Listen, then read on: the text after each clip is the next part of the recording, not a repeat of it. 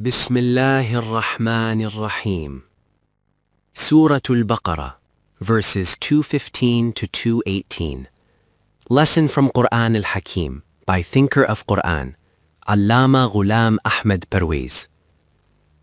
My dear friends, today is the 18th of May, 1969. In the previous lesson of the new series of Quran study, we had reached verse 214 of Surah Al-Baqarah. Today, the lesson begins from verse 215. 215. Paradise is always weighed on the scale of wealth and life. In the previous lesson, it was explained that one should not assume that merely uttering "we have believed" with the tongue grants a ticket to paradise. To reach there, one must pass through extremely difficult valleys, confront opposing forces at every step, endure great hardships, and make immense sacrifices. Among these sacrifices, life and wealth are the two things most dear to human beings. According to the great verse of Surah At-Tawbah, these two things are first given away, and only then is the declaration of faith meaningful. In verse 214, the sacrifice of life was mentioned, the battlefield was described. Immediately after that, the next verse mentions the sacrifice of wealth. It is said, يَسْأَلُونَكَ مَاذَا يُنْفِقُونَ 215. The general translation is, they ask you what they should spend.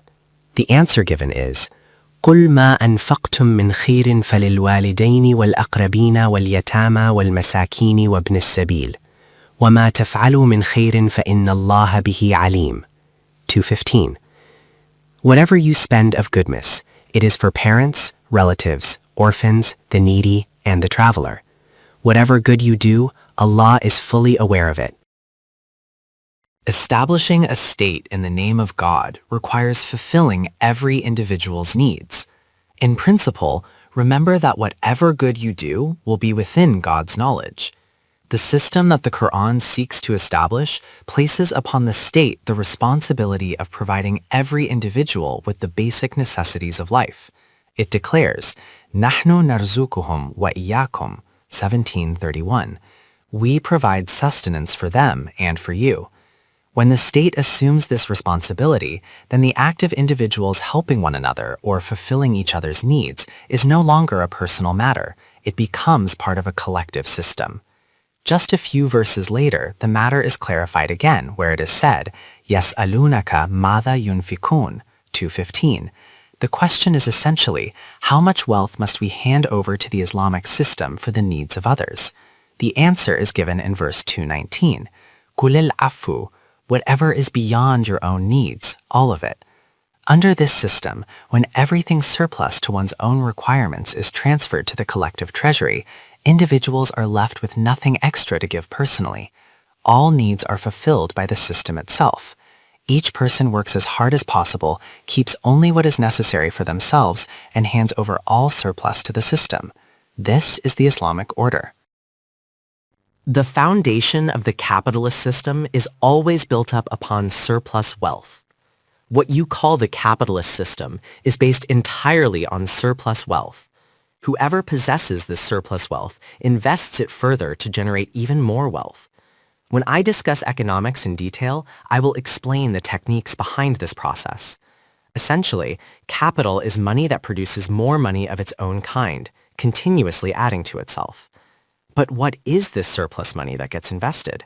Where does it come from? Does it fall from the sky? Is it dug out of the earth? No, it comes out of our pockets, yours and mine. Money is never created individually inside someone's home. It is always taken from others' pockets and redirected. To illustrate, I often give the example of a simple-minded villager who had heard that money attracts money. With great effort and toil, he saved 4 coins and made 1 rupee. He then went to the city, convinced that his rupee would now attract more rupees. At the money changer shop, he saw piles of rupees stocked high.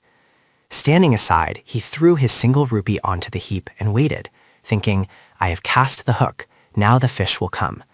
He stood there waiting, but his rupee never returned. After a short while, the money changer asked the villager, Brother, why are you standing here? The villager had to explain, Sir, I had heard that money attracts money. I threw my rupee into this pile and now I'm waiting for it to draw more rupees, but I see that this claim is false. The money changer replied, "It is not false at all. It is absolutely true. Money does attract money. Your rupee has been attracted by this pile of rupees." Dear brothers, yes, money does attract money, but large sums attract small sums. A small investment cannot take anything from a large investment. Big fish eat small fish. This is the entire secret. Surplus wealth pulls in more, but the starting point is always surplus wealth, what remains beyond one's needs. Therefore, when surplus money does not remain with individuals at all, when nothing is left beyond their necessities, then the entire question of giving charity or paying zakat in the form practiced today simply does not arise. The capitalist system gives bread, but sells honor. The real point to understand is this.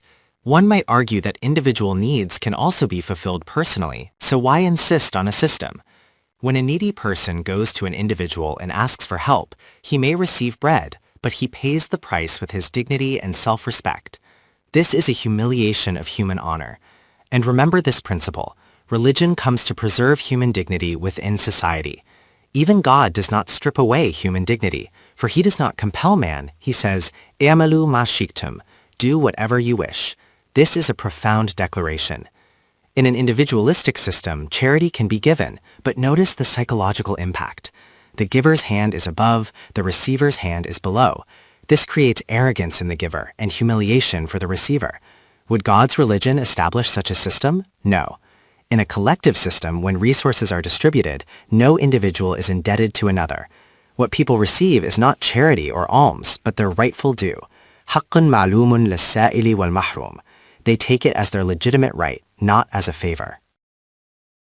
Initial features of the Quranic system and its completion stages. This system is established gradually. It takes a long time. Even the Messenger of Allah, seal of the prophets, along with the noble companions, required 23 years to establish it. In the final period of the Prophet, the first preliminary outline of this system appeared, while its completion came later. Now, if this system were to wait until it reached its complete form before fulfilling needs, what would happen in the meantime? During the period when it was still in the becoming stage, under formation, the Quran provided guidance for individuals. It instructed them step by step, gradually moving towards the collective order. Remember, all those Quranic injunctions that suggest individuals fulfilling the needs of others belong to this transitional phase. That is the first point to understand. The second point is that when individuals were instructed to fulfill needs during this formative stage, the emphasis was on beginning with their close relatives. This was an administrative aspect, and a very sound one. What you call the family unit, the household, is of great importance. It is a social necessity. Instead of leaving all human beings, especially children, without support, small units are formed, which we call families. Within these families, children are born, nurtured, and trained. They grow up in this unit, relationships are formed, and bonds are established. This is a vital aspect of human society. Western nations dismantled family units and created countless psychological illnesses. Remember this. By breaking family units, Western nations have witnessed the consequences. I have some understanding of psychology, and such cases have come before me. I have observed that children who did not receive a supportive home environment in their early years, the love of parents, the affection of siblings, later developed strange psychological complexities. At the time, it may not be clear why such issues arise, but when a psychological analysis is conducted, it becomes evident. In childhood, they were deprived of these essential elements. In life's most delicate aspects, gaps often remain. Later, the individual wanders restlessly, trying to fill that void without understanding the cause. Let me add this. When such a psychological patient comes to you, every movement, behavior, and attitude of theirs may provoke anger or make you want to withdraw. Never do that. What they truly need is affection, something they were deprived of in childhood, leaving a vacuum inside them. Instead of anger, hatred, or contempt, give them love, kindness, and compassion. Begin to fill that emptiness with affection. You will then witness remarkable changes within them. What I was saying is that the home environment is not only about raising children. Upbringing can also occur in orphanages. In fact, the system developed in the West places children in nurseries or institutions, and there too upbringing takes place, sometimes even better than in our homes. People often report that children raised there are well cared for, but one essential aspect remains incomplete. By home, I do not mean just the four walls of a house. It refers to an atmosphere that is supportive and pleasant, a climate in which the delicate aspects of human life can flourish. In a home where husband and wife are in constant conflict, where quarrels and bitterness prevail, the children raised there develop a different mindset. Conversely, in a home with a supportive and cheerful environment, children grow up mentally and emotionally balanced, and their talents blossom beautifully. Thus, the family unit, the household, is vital. That is why the Quran emphasizes it. Within this home, a child is born who cannot care for himself. The elders, capable of nurturing, fulfill his needs. As time passes, the child grows into youth, while the elders become old and unable to meet their own needs. For this reason, the Quran instructs the youth, the children, saying, وَبِالْوَالِدَيْنِ إِحْسَانًا, show kindness to your parents. Quranic meaning of ihsan and the prohibition of humiliation in service. As you now understand, the word ihsan in Arabic does not carry the same meaning as in Urdu, where it implies doing a favor that leaves the recipient indebted for life. The Quranic command, وَبِالْوَالِدَيْنِ إِحْسَانًا, 283, does not mean to do favors for parents and then keep them subdued under that favor. The true meaning of ihsan is to complete what is lacking, to bring balance, to restore harmony, to correct proportion, in short, to fulfill what is missing. Thus, when parents are no longer able to earn and meet their own needs, the deficiency that arises must be completed by their children. However, even in fulfilling this deficiency, there is a danger of humiliation. You may have seen households where children do provide for their parents, but their manner of treatment makes the parents feel it would have been better not to receive anything at all. To prevent this, the Quran adds, فَلَا تَقُلْ لَهُمَا أُفٍّ, 1723. Do not scold them, do not speak harshly. Instead, treat them with mercy and kindness. This is why when the Quran mentions individuals fulfilling needs, it begins with parents, followed by close relatives, aqarabin. Quranic view on blood relations and the place of obedience. Let us take one step further to see how the Quran differs from human-made standards and principles. The relationship between father and son is a biological one, what we call a blood relation. In our societies, blood relations are given immense importance. Indeed, this bond is unbreakable. Biologically, if someone is a father, then no matter how much the son denies it, the fact remains, he is the father. This is a factual position that cannot be undone. However, the Quran does not assign this relationship the same status that human minds have constructed, namely that obedience to parents is obligatory in all matters.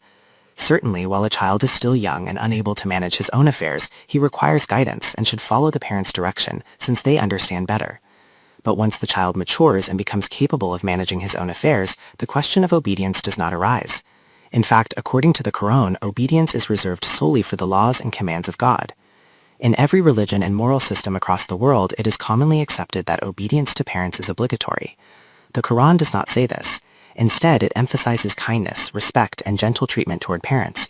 It instructs not to scold or rebuke them, but to honor them and deal with them softly. This is a social necessity, not a matter of absolute obedience. Social needs of civilized life and the priority of Quranic ideology. Now, regarding relationships, here religion enters the discussion. According to the Quran, blood relations in themselves do not constitute the true bond. Consider even the English word relative. It means something additional, not fundamental. Yet people took the word and misunderstood its depth. The Quran clarifies that such relations are necessary only for social and civilizational needs. Remember, the real bond is the one established upon ideology, unity of thought, vision, and purpose of life, what we call faith, iman. That is the true relationship. The first fundamental difference between these two types of bonds is that in blood relations there is no question of choice. For example, Zayd is born into a certain father's household. That father becomes his father automatically. No one asked Zayd whether he wanted to be that man's son. It is a factual reality, not a matter of choice. In contrast, the Quran teaches that the genuine and enduring relationship is ideological, chosen consciously through shared belief and purpose. This bond takes precedence over all others.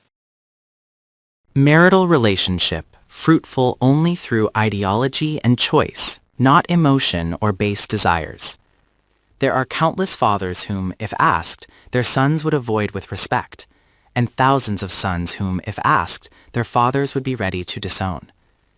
This is because in blood relationships there is no choice. Where there is no choice, it does not belong to the higher level of humanity. It remains at the physical, natural, or biological level. The true relationship is one established through choice, through conscious selection. At the foremost position among such chosen relationships is the bond between husband and wife.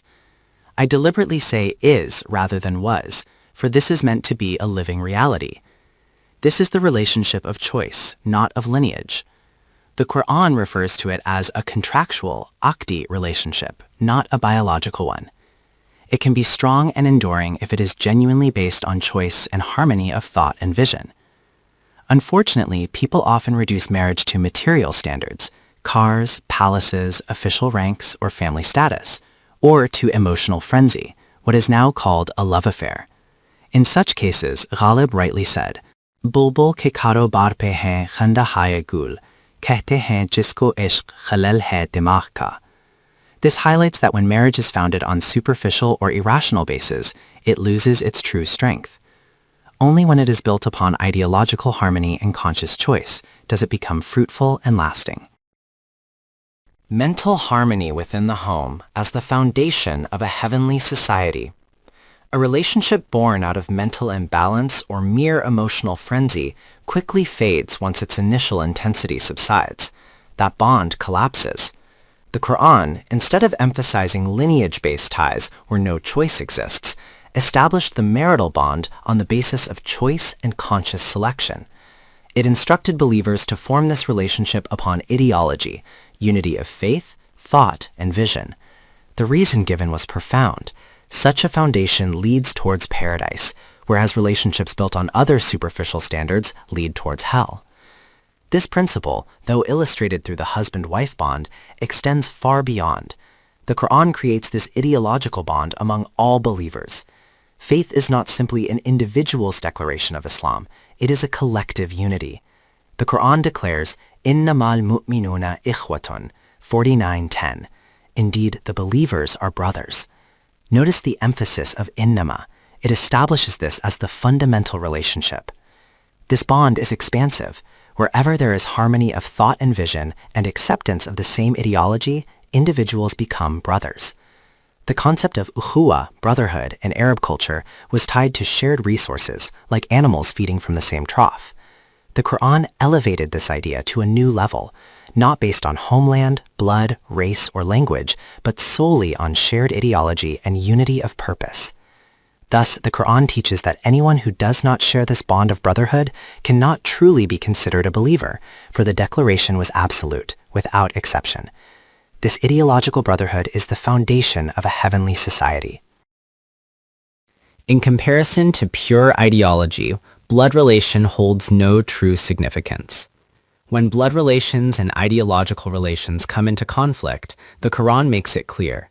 The blood relation is set aside, while the ideological relation remains. The first prophet mentioned in this context is Noah, Nuh. His story highlights the principle. God told Noah that he would save him and his family from the flood. When all boarded the ark, Noah called out to his son. Biologically, he was Noah's son, but ideologically, he was not aligned with his father's faith and vision. He refused to come and was drowned. Noah then said, "Lord of the worlds, you promised to save my family. Why then did he drown?" The Quran replied with a fundamental truth. Noah, he was not of your family. He was not aligned with your thought and vision. Did you think blood relation makes someone part of your people? No, that is only a social necessity, or kindness is required. The true bond is ideological.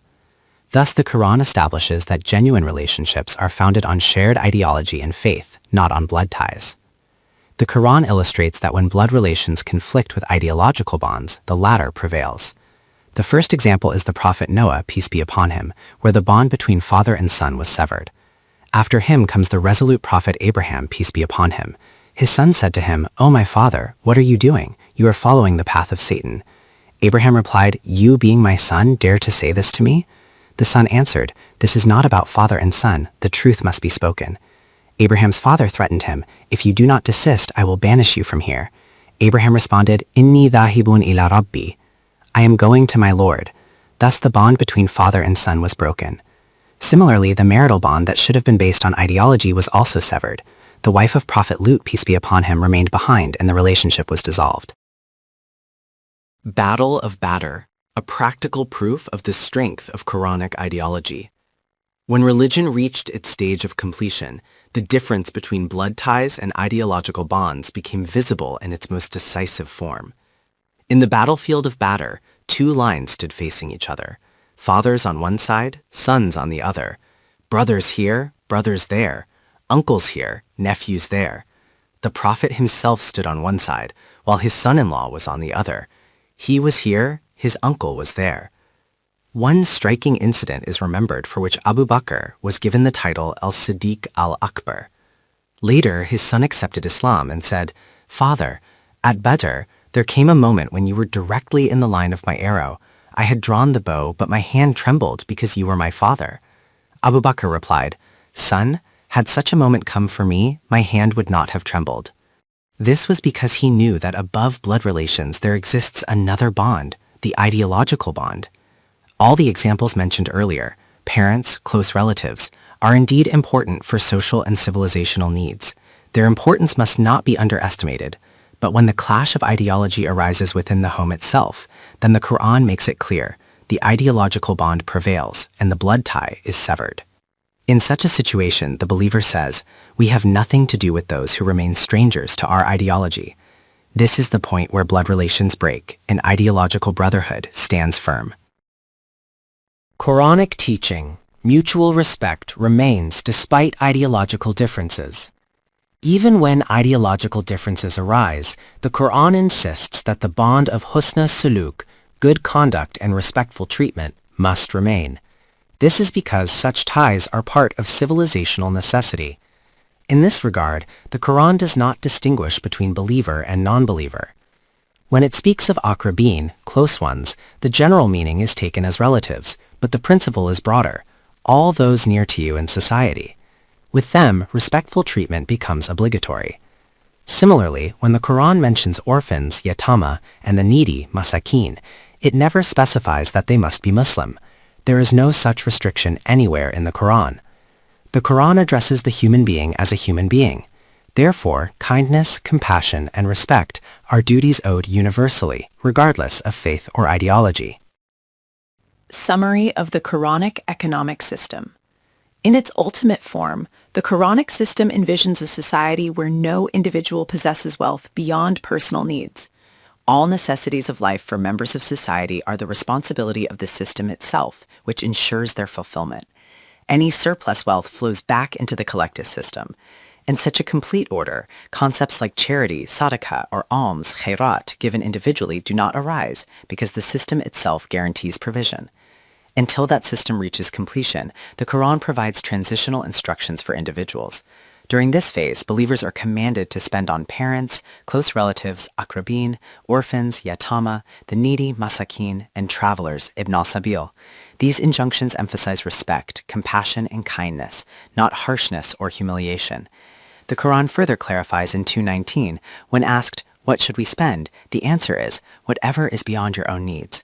Thus, in the perfected system, all surplus wealth is directed toward fulfilling the needs of others, ensuring justice, balance, and dignity for every member of society. The Quranic economic vision is directed toward mu'mineen, true believers. It is not addressed to those who endlessly expand their needs, buying car after car, mansion after mansion, and then claim they have no surplus left. The Quran speaks to a community whose character is defined by selflessness. It describes them, وَيُثِرُونَ عَلَىٰ أَنفُسِهِمْ وَلَوْ كَانَ بِهِمْ خَصَاصَةٌ. They give preference to others over themselves, even if they are in need. Such believers do not hoard luxuries while others suffer in poverty. Their ethos is to endure personal hardships so that others may not remain deprived. This principle makes clear that the Quranic injunctions about surplus wealth are not for those who manipulate the definition of necessity to justify extravagance. It is for those whose faith compels them to prioritize the needs of others. And the Quran warns, "Inna batsha rabbika lashadid." Truly the grip of your Lord is severe. This is not only physical defeat, but also moral collapse. Honor, dignity, and integrity are sold away. Divine retribution manifests a societal decay when wealth is misused. Thus, in the Quranic system, wealth and life, mal wa jan, are inseparable responsibilities. Both must be dedicated to the collective good, never to selfish indulgence. Our treatment of the Quran for the past 13 centuries.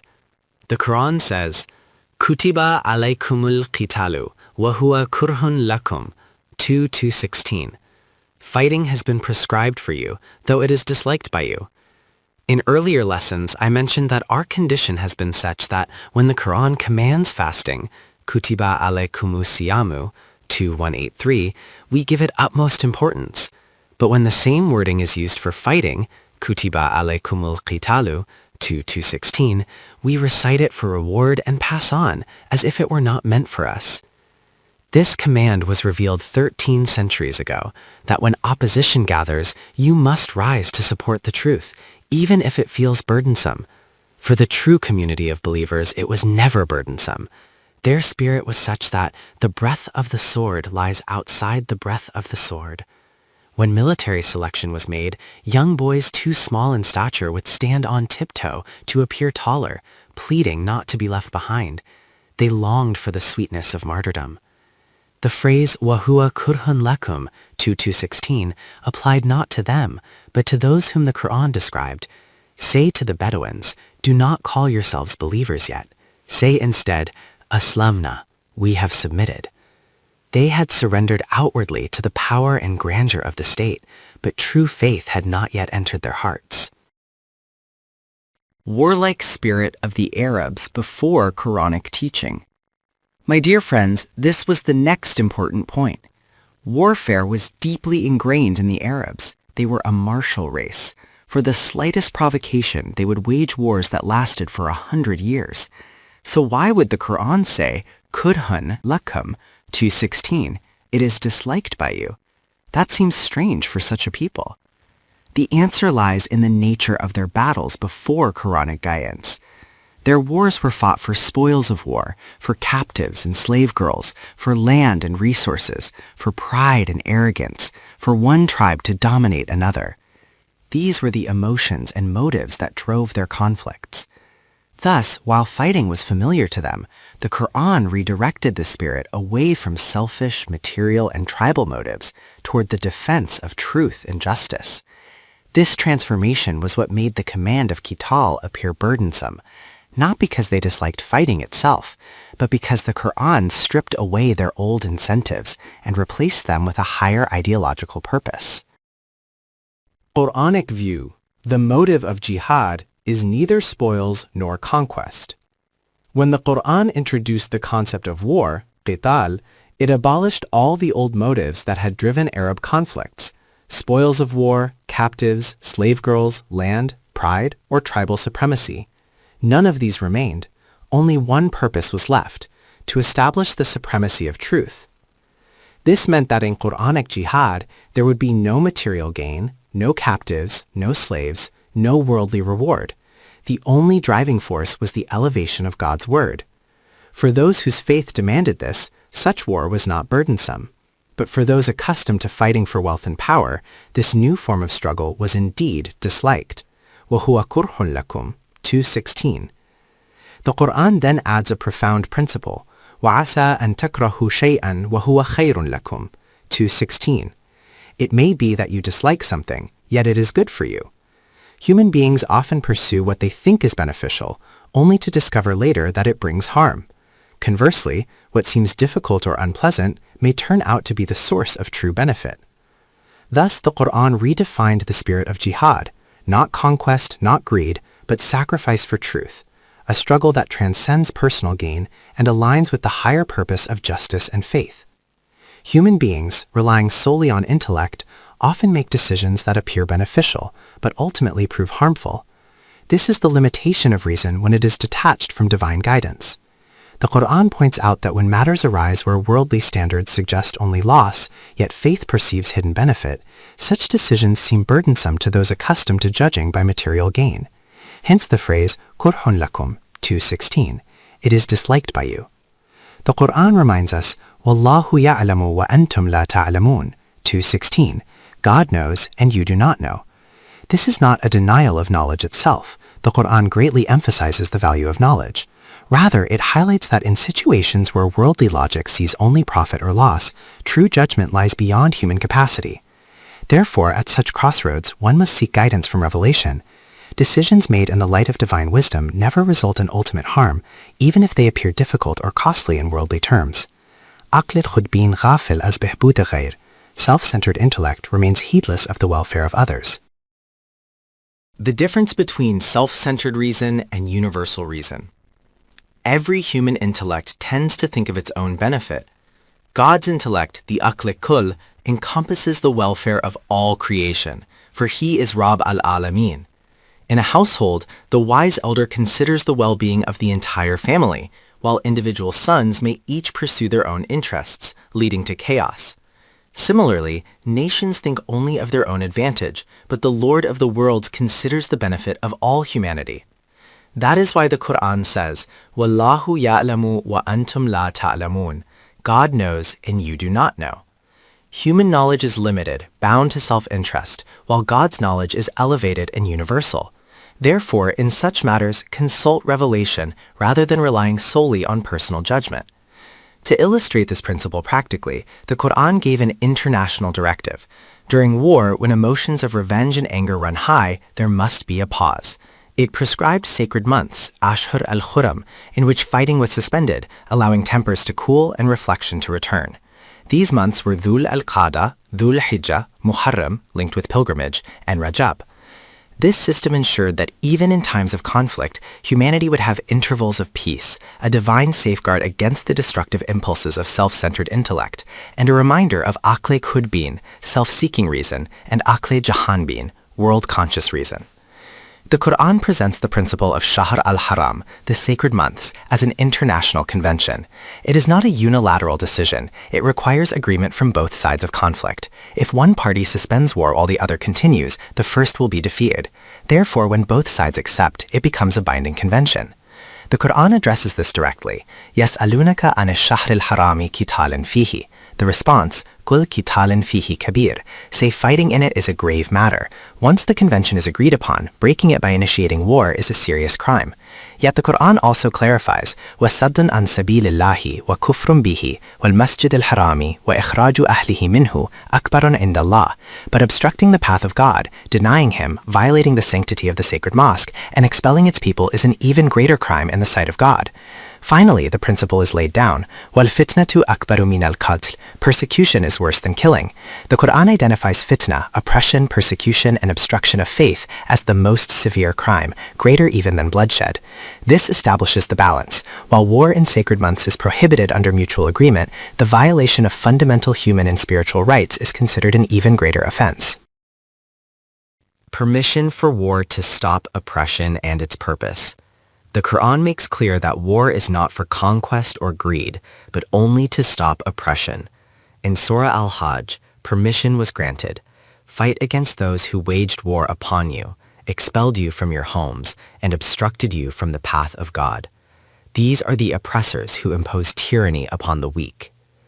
The Quran explains that if God did not establish a system where one group of people restrains the oppression of another, then no place of worship would remain. No temple, no church, no monastery, no hermitage. All would be destroyed under tyranny. Thus, the believer's role in the battlefield is not merely to defend his own rights, but to protect the sanctity of worship everywhere, even for non-Muslims. The Muslim stands with his chest exposed in battle so that the shrines of others may remain safe.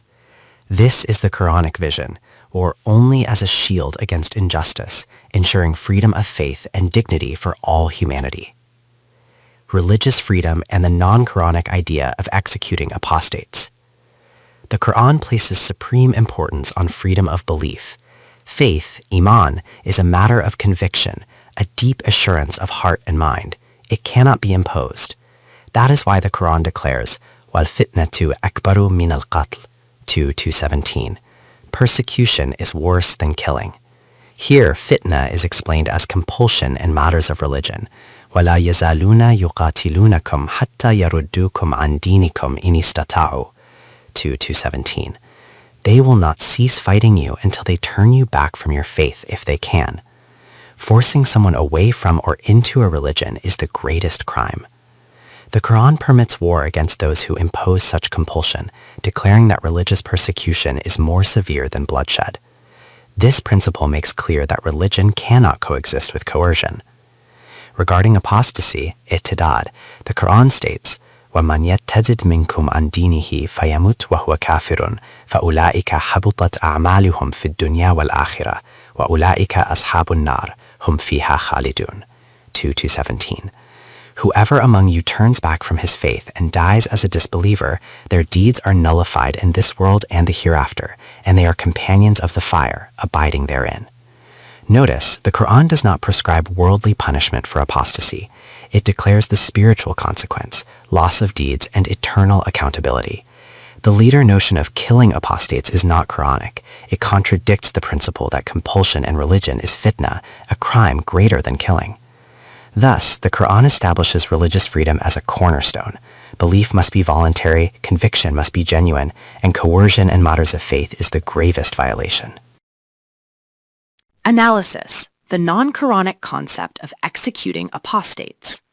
The Quran's teaching is clear. Faith must be based on conviction, not compulsion.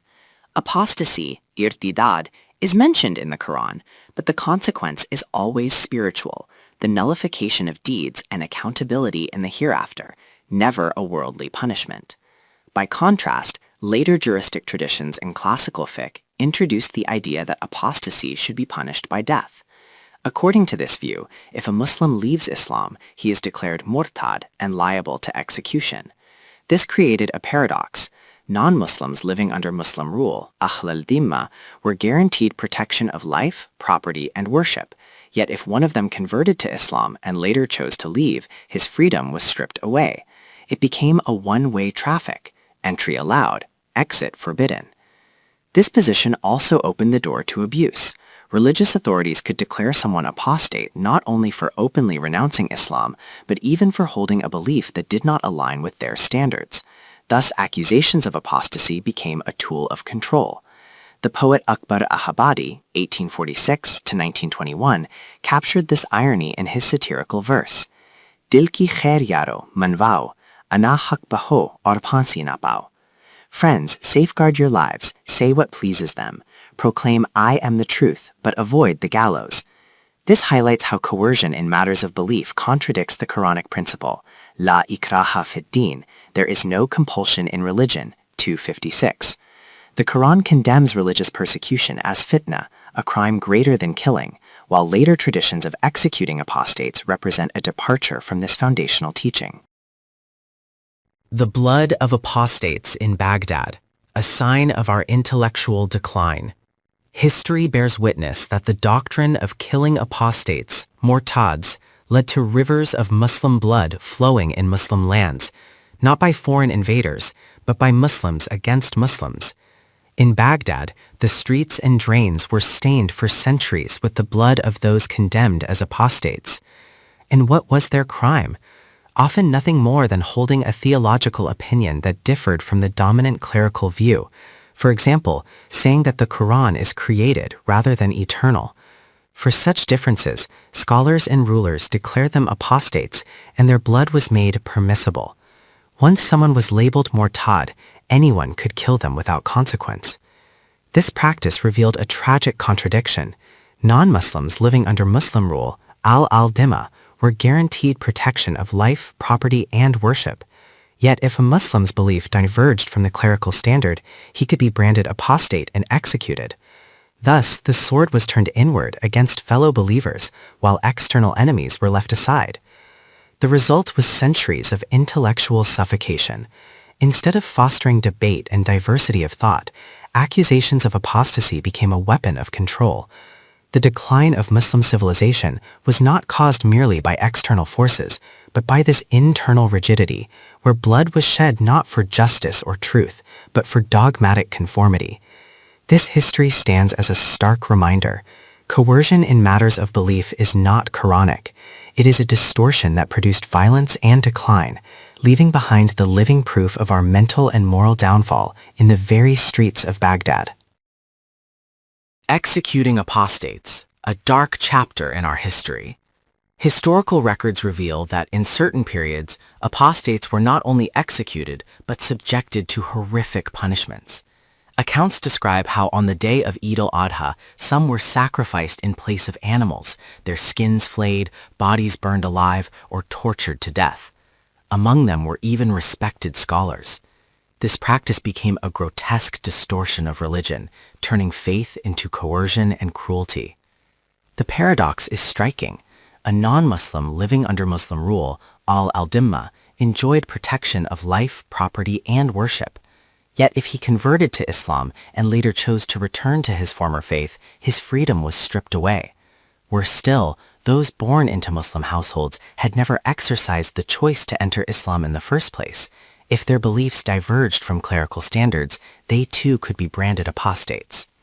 This created a system where religious authorities wielded enormous power. Declaring someone's creed incorrect was enough to issue a fatwa of disbelief, takfir, and disbelief automatically meant apostasy. Apostasy, in turn, meant death.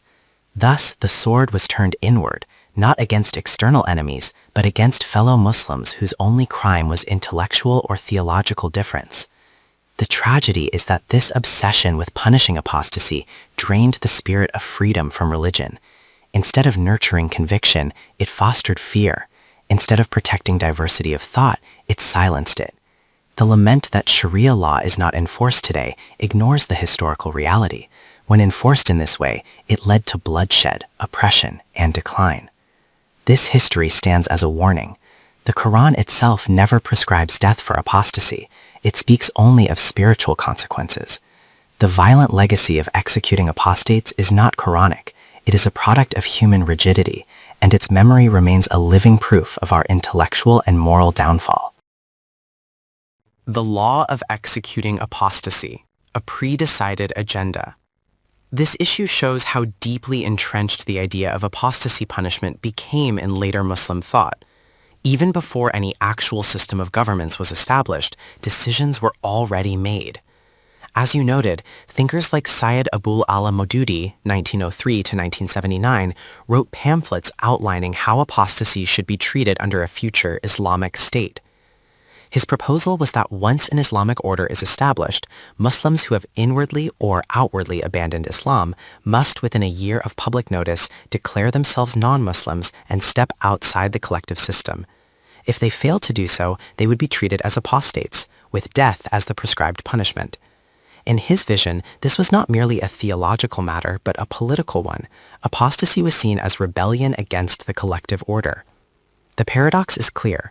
While non-Muslims were promised protection of life, property, and worship, Muslims were denied the freedom to leave Islam or even to hold beliefs outside the accepted framework. This turned religion into a one-way traffic, entry allowed, exit forbidden. Such pre-legislated decisions reveal the rigidity of the mindset. The law was prepared in advance, awaiting only the chance to enforce it. The Quran, however, never prescribes death for apostasy. It speaks of spiritual consequences, leaving the matter to God. The historical insistence on execution reflects human constructs, not divine command, and stands as a reminder of how coercion in religion contradicts the Quranic principle of la ikraha fi ad-din, there is no compulsion in religion, 2:256. What you've highlighted is a striking example of how rigidly the idea of apostasy punishment was embedded into later Muslim thought. The proposal was that after a year-long grace period, all those born into Muslim families would automatically be considered Muslims, whether they had ever consciously chosen Islam or not. From then on, they would be compelled to observe all religious duties, and any step outside the circle of Islam would be punishable by death. The intent behind this was described as purification of society, to cut off anyone who did not conform, and to begin a new collective life only with those who remained within the prescribed boundaries of belief. In theory, it was presented as safeguarding faith. In practice, it meant stripping away freedom of choice and enforcing conformity through fear. The irony is clear. While the Quran insists that faith must be voluntary and conviction-based, this framework turned religion into compulsion. It denied individuals the right to exercise choice, even though choice is the very essence of belief. Akbar al-Abadi's verse captures the absurdity of such rigidity. Sub ho chele hai is pote kafir ada ke sath, rejayengang rasuli hibas ab hoda ke sath. This history shows how pre-legislated decisions about apostasy laws were less about Quranic principles and more about human constructs of control. The Quran's vision was freedom of belief and protection of worship, while these laws reflect fear of dissent and obsession with uniformity. Religion and the loss of human freedom. The Quran's principle is unambiguous. La ikraha fi din. There is no compulsion in religion. If compulsion were intended, God could have created humans as bound creatures like animals, fixed to their instinctive religion. A goat cannot leave its way. A lion cannot abandon its nature. But humans were created free, with choice and will. That freedom is the very foundation of faith. Yet, in the historical development of religious law, compulsion crept in.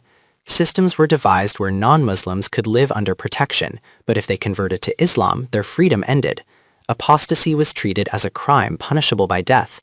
This turned religion into a one-way street, entry allowed, exit forbidden. The irony is that the Quran condemns compulsion in matters of faith as fitna, persecution worse than killing. But later traditions institutionalized compulsion, stripping away the very freedom that makes belief meaningful. This explains why, even today, many clerics feel uneasy when confronted with the Quranic principle of freedom. Their frustration is not at you personally, but at the absence of a system where they could enforce their rigid laws. They imagine that if their Islamic order were established, dissenting voices would not be allowed to walk freely. The Quran, however, insists that true faith cannot coexist with coercion.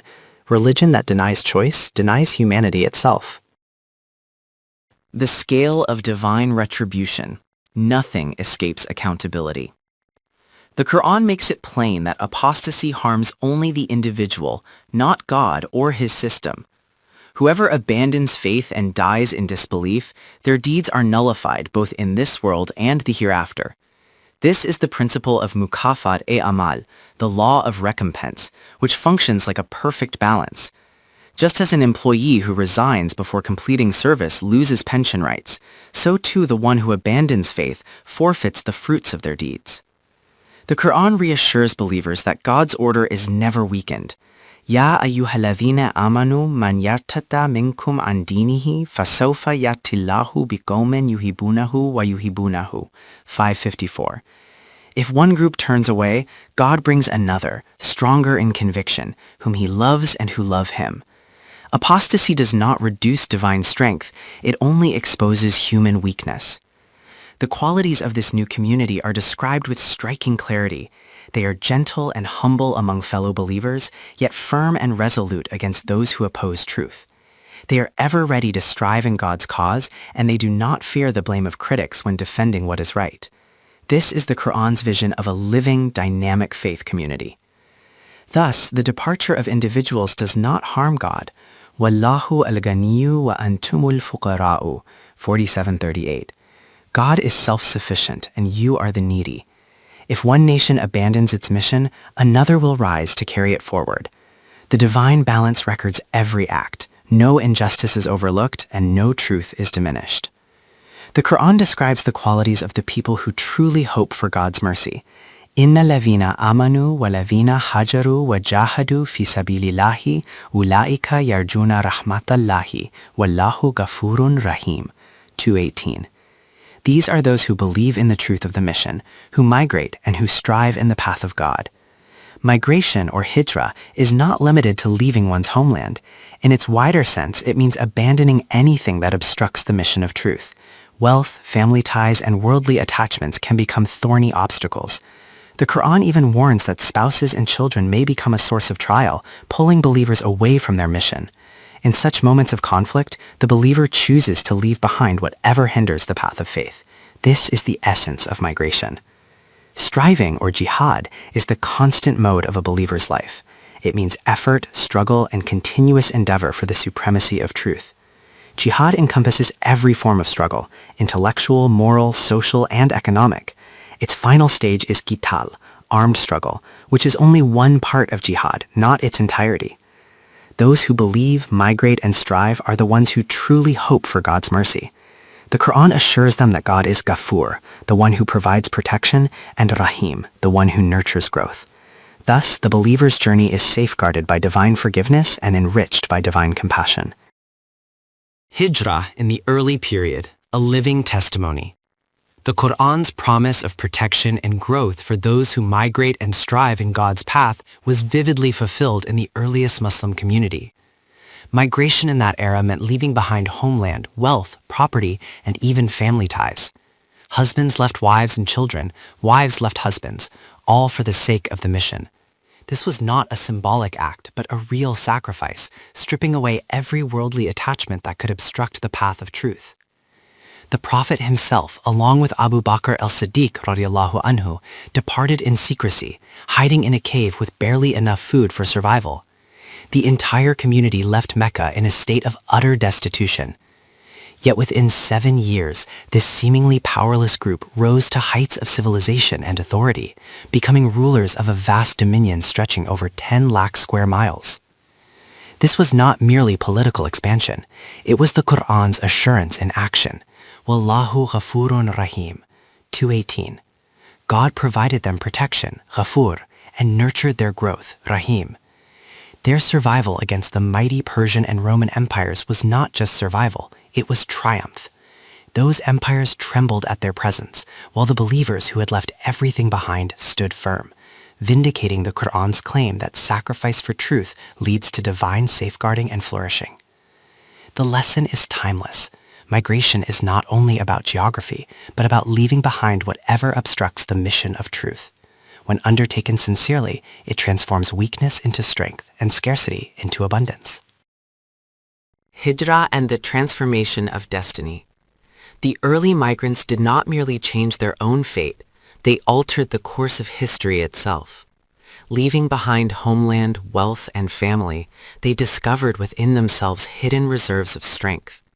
Human beings often remain unaware of the immense powers latent within them, powers that surface only when they rise for truth without personal gain. As Iqbal expressed, "Nigahe marde momin se badal jati hai taqdeere." The gaze of a true believer reshapes destinies. The companions of the Prophet ﷺ proved this. Their migration and struggle not only transformed their own destiny, but also overturned the destinies of the two greatest empires of the time, Rome and Persia. This was the community the Qur'an sought to create, a people whose sacrifices and struggles were rewarded with divine forgiveness and mercy. Their journey from weakness to strength, from obscurity to global influence, stands as a living testimony that when faith is sincere and struggle is selfless, even the mightiest powers of the world can be reshaped. Dear brothers, we have now reached verse 218 of Surah Al-Baqarah. Although 5 or 6 minutes remain, the next subject begins with Yas'alunaka anil famri wal maisir, 219. They ask you about wine and gambling. These are commonly translated as wine and gambling, but the matter is far deeper than that. It would not be appropriate to open this discussion now and leave it incomplete. Therefore, we will stop here today and take it up in the next lesson. رَبَّنَا تَقَبَّلْ مِنَّا إِنَّكَ أَنْتَ السَّمِيعُ الْعَلِيمُ. Our Lord, accept from us. Indeed, you are the all-hearing, the all-knowing.